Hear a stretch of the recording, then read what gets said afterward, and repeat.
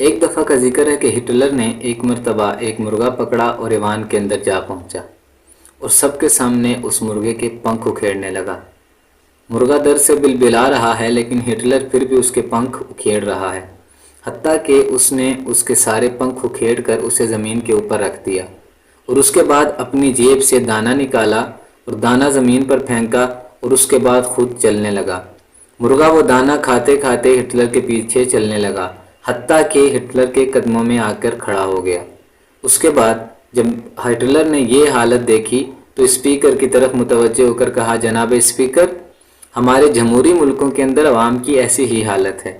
پہلے تو حکمران اور سیاستدان ان سے ان کے اثاثے چھین کر انہیں اپاہج کر دیتے ہیں اور اس کے بعد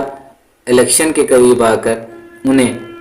تھوڑا سا دانہ اور تھوڑا سا مال دے کر ان کے مسیحا بن جاتے ہیں۔ اگر ہم دیکھیں تو آج